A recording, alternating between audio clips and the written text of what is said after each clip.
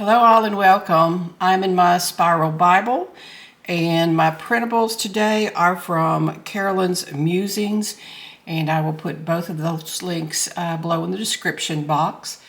Today I'm in Joshua reading about Rahab, and let me get my Women of the Bible book and see what it has to say.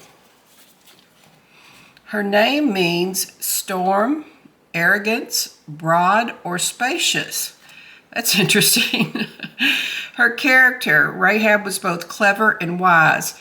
She saw judgment coming and was able to devise an escape plan for herself and her family. As soon as she heard what God had done for the Israelites, she cast her lot with his people, risking her life in an act of faith.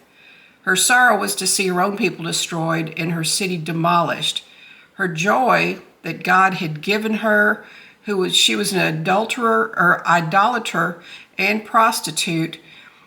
God gave her the opportunity to know him and belong to his people. When I was reading about Rahab, there were some that said, some resources said she was innkeeper. Others say that she was a harlot prostitute.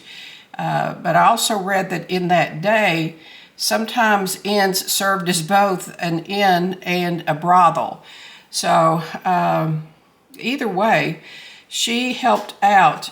She was, by the way, a Gentile and a Canaanite woman, and she did live within Jericho, which is the promised land. But she assisted the Israelites by hiding two men who had been sent to scout the city prior to their attack.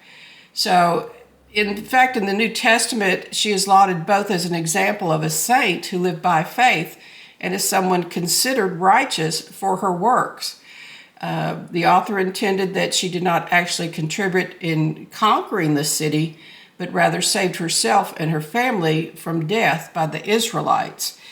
One of the reasons, I found this interesting, she talks about here in the scripture, for we have heard how the Lord dried up the water in the Red Sea for you when you came out of Egypt, and what he did unto the two kings of the Amorites. What she's saying is she fears God because she has heard of all of the things that God has done on behalf of his people. So she realized that she and her family are in jeopardy.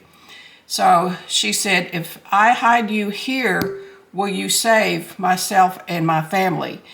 Which they did. They told her to put a red cord in her window so that they would know not to attack Rahab and her family.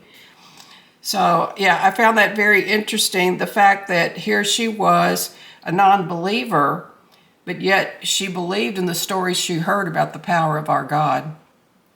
All right, good people, if you're liking this content, I hope you will subscribe. Thank you as always for joining with me. Be kind, and I will see you next time.